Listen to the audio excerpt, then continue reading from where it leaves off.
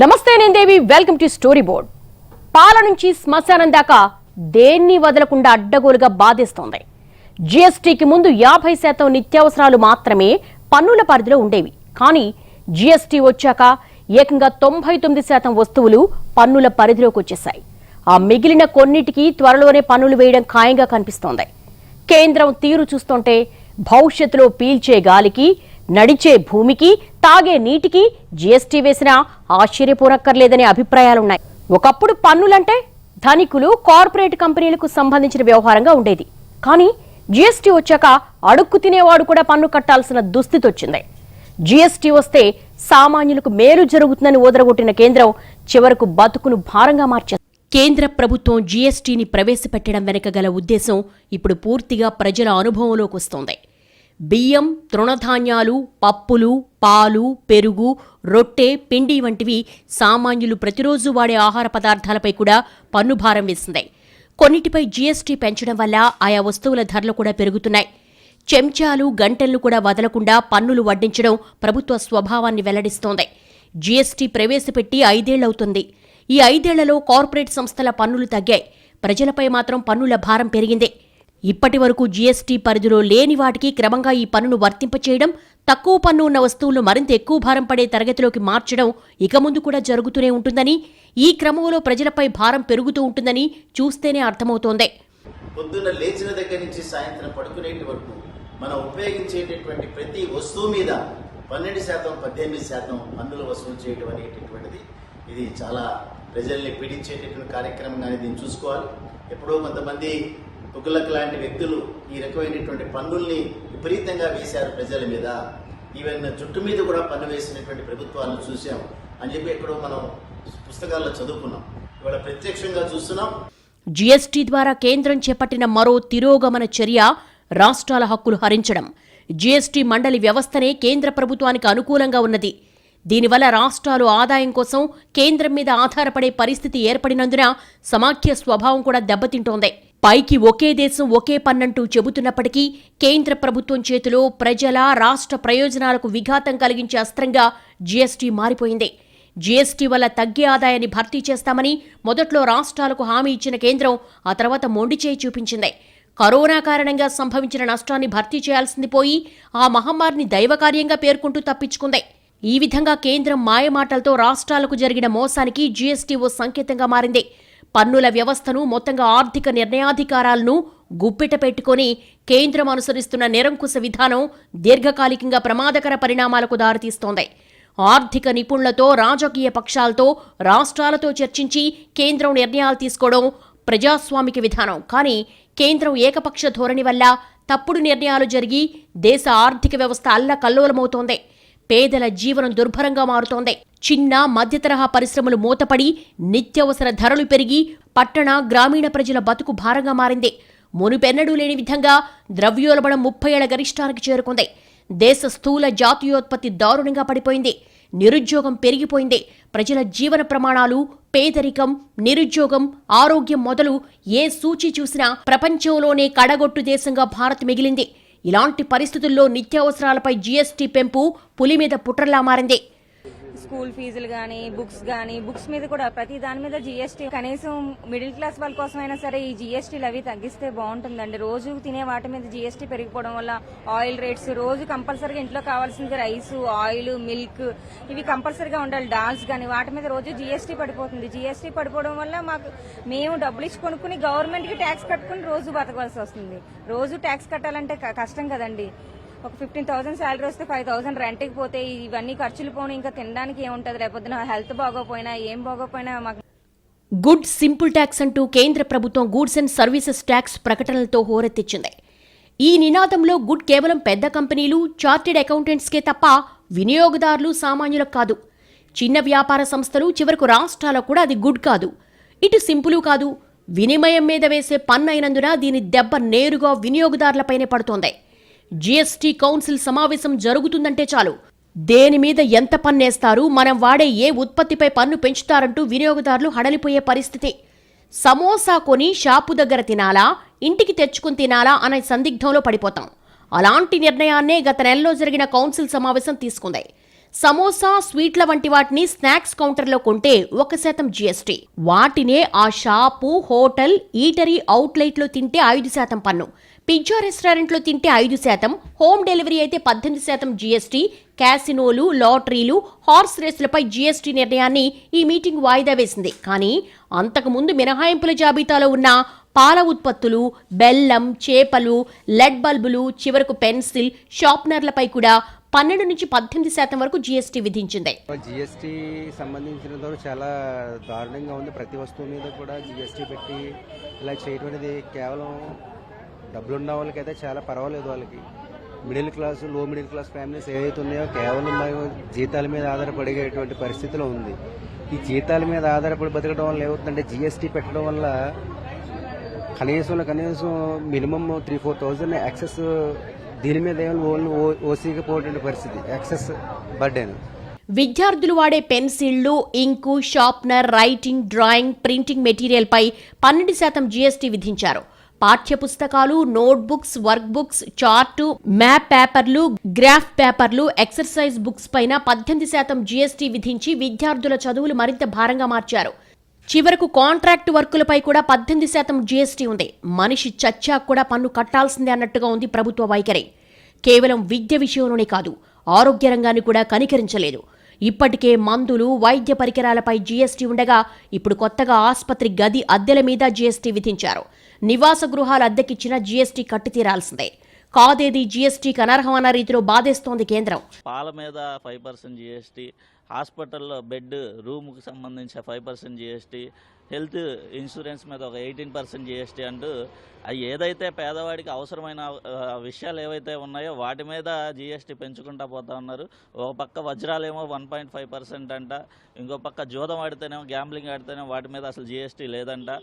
శ్మశానం దగ్గరికి కూడా జీఎస్టీ వదిలే పరిస్థితి లేదు. జీఎస్టీ విధించడానికి కేంద్రం ఎప్పటికప్పుడు బుర్రకు పదును పెడుతోంది. సృజనాత్మక పద్ధతుల్లో సామాన్యులు వాయిస్తోంది. సరిగ్గా ఎక్కువ మంది తప్పనిసరిగా వాడే వస్తువులేంటో లిస్టు రెడీ చేయడం, టెన్షన్గా అన్నిటి మీద పన్ను వడ్డించడం పరిపాటిగా మారిపోయింది. జీఎస్టీ కౌన్సిల్ మీటింగ్లో చర్చలు కూడా తంతుగా మారాయి.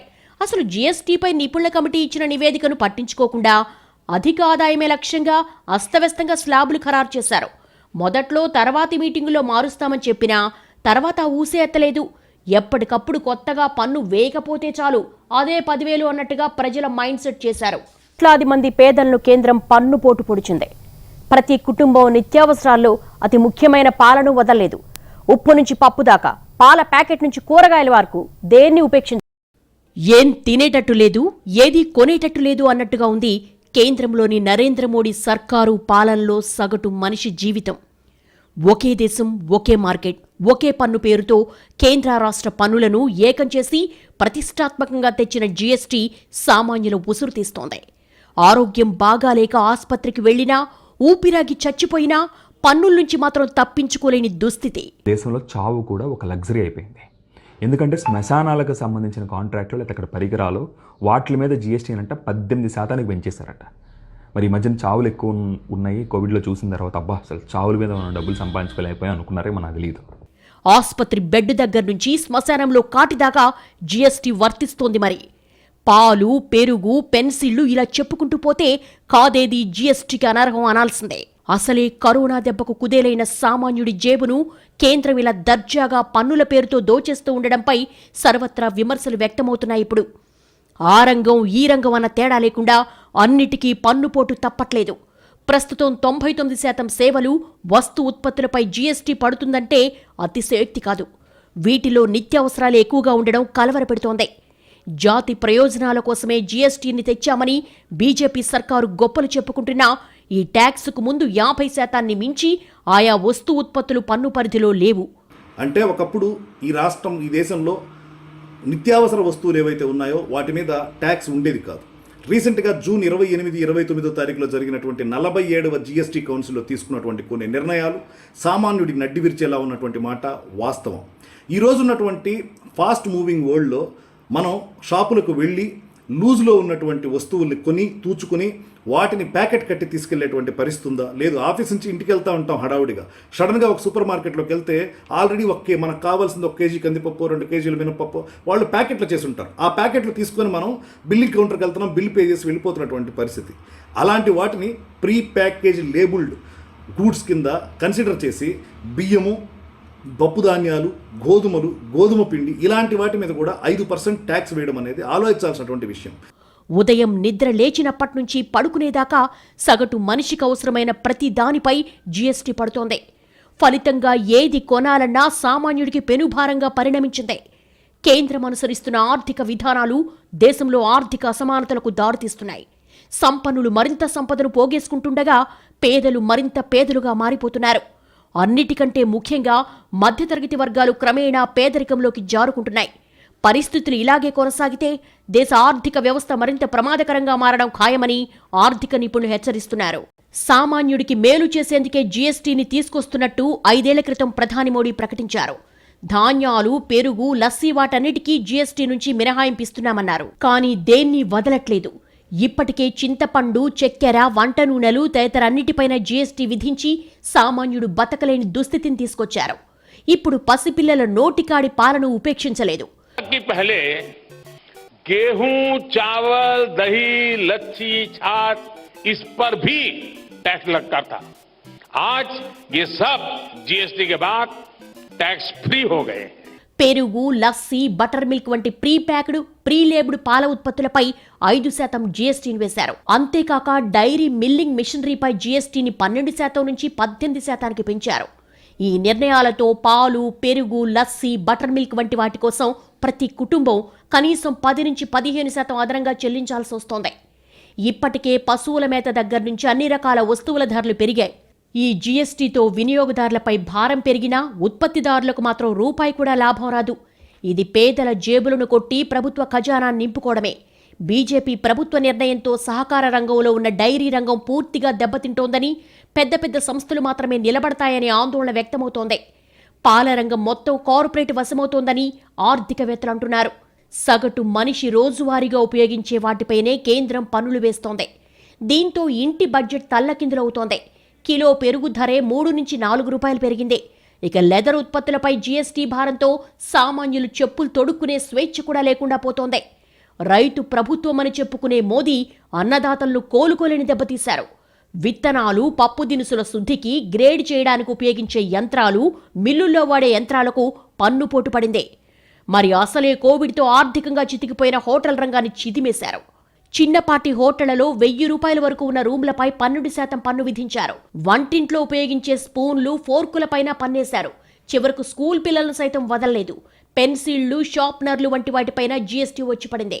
ఈరోజు పేద ప్రజల పైన ఒకవైపు జీఎస్టీని 5%, 12%, 18% ఇట్లా విపరీతంగా నిత్యావసర వస్తువులపైన జీఎస్టీ పెంచుతూ ఈరోజు పేద మధ్యతరగతి ప్రజలు నిత్యావసర వస్తువులు కూడా కొనుక్కునేటువంటి పరిస్థితికి దారితీసింది. మరి ఈరోజు సామాన్య ప్రజలు బతకాలంటే ఈరోజు జీఎస్టీ అనేది భరించాల్సినటువంటి పరిస్థితి ఏర్పడింది. కాబట్టి ఈ జీఎస్టీ విధానాన్ని రద్దు చేసుకోవాల్సినటువంటి బాధ్యత కేంద్ర ప్రభుత్వం. కేంద్ర ప్రభుత్వ నిర్ణయాలు కార్పొరేట్లకు కోట్లు తెచ్చేలా, పేదలు ఆకలితో మగ్గేలా ఉన్నాయి.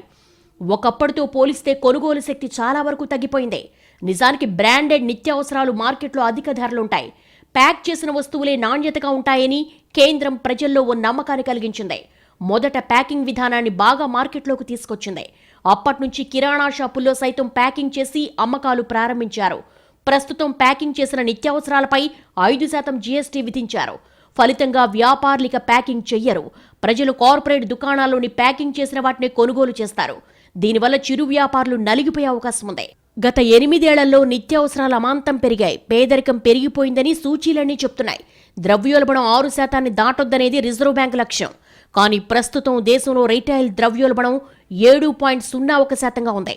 ఇవే విధానాలు కొనసాగితే దేశం శ్రీలంకగా మారే ప్రమాదం ఉంది. వస్తువులపై జీఎస్టీ విధింపు పట్ల కౌన్సిల్ తీసుకునే నిర్ణయమే ఆఖరంటూ ఊదరగొడుతున్న కేంద్రం ఈ దిశగా చర్యలు తీసుకోవటం లేదు. ముందుగానే నిర్ణయమైన ఎజెండాను ఆమోదించడానికి జరిగే ఈ సమావేశాల్లో చర్చ నామమాత్రంగానే ఉంటోందని రాష్ట్రాలు వాపోతున్నాయి. గతంలో కేంద్రం తీసుకున్న నిర్ణయం ఆమోదం పొందడానికి మాత్రమే జీఎస్టీ కౌన్సిల్ మీటింగులు జరుగుతున్నాయి. ఈ నిర్ణయాలను రాష్ట్రాలు ఆమోదించక తప్పని పరిస్థితి. ఇంతవరకు జీఎస్టీ పరిధిలోకి రాని కొన్ని వస్తువులపై పన్ను బాదుడు మొదలైంది. ప్యాక్ చేసి లేబుల్ వేసిన పెరుగు, మజ్జిగ, పన్నీరు, లస్సీ వంటి పాల ఉత్పత్తుల ధరలు జీఎస్టీ కారణంగా పెరిగాయి. కొన్ని వస్తువులకు కొత్తగా రేట్లు వర్తింపచేయగా మరికొన్ని వస్తువులను వేరే స్లాబ్ రేట్లోకి మార్చేశారు. దీంతో వాటి ధరలకు రెక్కలొచ్చేశాయి. జీఎస్టీ కొత్త రేట్లపై సోషల్ మీడియాలో జోకులు పేలుతున్నాయి. పన్నీరుపై 5% జీఎస్టీ, బటర్పై 12% జీఎస్టీని, మసాలాపై 5% జీఎస్టీని ప్రభుత్వం విధించింది. అయితే పన్నీరు, బటర్ మసాలాపై జీఎస్టీ ఎంత నిర్మలా సీతారామన్జీ అంటూ ఓ ట్విట్టర్ యూజర్ వ్యంగ్యాస్త్రాన్ని సంధించాడు. పన్నీరుపై 5% జీఎస్టీ అంటే మీరు నమ్ముతారా అంటూ మరో యూజర్ ప్రశ్నించాడు. ప్యాకేజ్డ్ ఫుడ్ ఐటమ్స్ పై 5% జీఎస్టీ, సిటిజన్లకు బ్లాక్ డే అంటూ మరో యూజర్ మండిపడ్డాడు. నేను పెరుగు తినను, నేను రైసు తినను, నేను కేవలం పెరుగన్నం మాత్రమే తింటాను, ఎందుకంటే పెరుగన్నంపై జీఎస్టీ లేదు కదా అంటూ మరో యూజర్ వ్యంగ్యంగా ట్వీట్ చేశాడు. మనకి కస్టమర్ అయితే వస్తే జీఎస్టీ అంటే వాళ్ళు కొద్దిగా భయపడుతున్నారు ప్రెజెంట్. మరి తగ్గించి పాత రేట్లో ఇవ్వమంటే మనకే అవడం లేదు. సో వాళ్ళు ప్రాబ్లం ఫేస్ చేస్తున్నారు, మేము క్రెడిట్ తీసుకుని మేము ఇబ్బంది పడుతున్నాం అనమాట జీఎస్టీ వల్ల. జీఎస్టీ లేకపోతే బాగుంటుంది రైస్ మీద, మిగతా వస్తువుల మీద ఎలాగ జీఎస్టీ తీసుకుంటాడు. ఇప్పుడు మామూలు రైస్ మీద అయితే తీసుకోకపోతే బాగుంటుంది అని అనుకుంటున్నాను. ఉదాహరణకు ఒకరోజు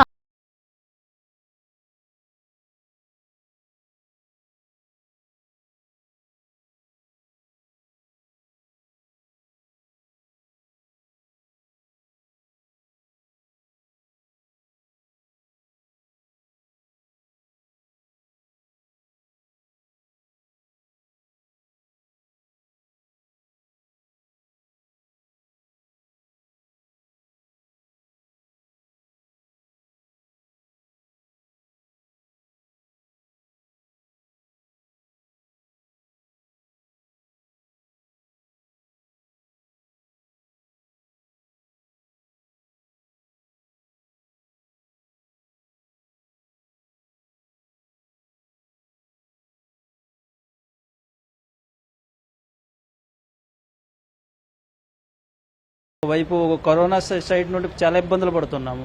దాని తర్వాత ఈ జిఎస్టీ అనేది ఎలా జిఎస్టీ పడుతుందని మాకు అర్థమే అవ్వట్లేదు ఇప్పటి వరకు. ఒక వ్యాపారవేత్తకి జిఎస్టీ అంతా క్లారిటీ లేదు మాకు. అసలు ఒక దేని మీద జిఎస్టీ పడుతుందంటే మాకు క్లారిటీ లేదు. కస్టమర్కు ₹1 ఎక్కువ చెప్తుంటే కస్టమర్ రావడం మానేస్తున్నారు ఇక్కడికి. అలా అనేసి చాలా ఇబ్బందులు పడుతున్నాం మేము. ఇంతకు ముందు అలా ఉండేది కాదు. ఈ జిఎస్టీ వచ్చినట్టయితే చాలా ప్రాబ్లం. పెరుగు, లస్సీ, బటర్ మిల్క్, పన్నీర్, బియ్యం, గోధుమలు, బార్లీ, ఓట్స్, బెల్లం, తేనె వంటి వాటిపై 5% జీఎస్టీ విధించడంతో వాటి ధరలు పెరిగి సామాన్యులు కొనుగోలు చేయలేని పరిస్థితి నెలకొంది.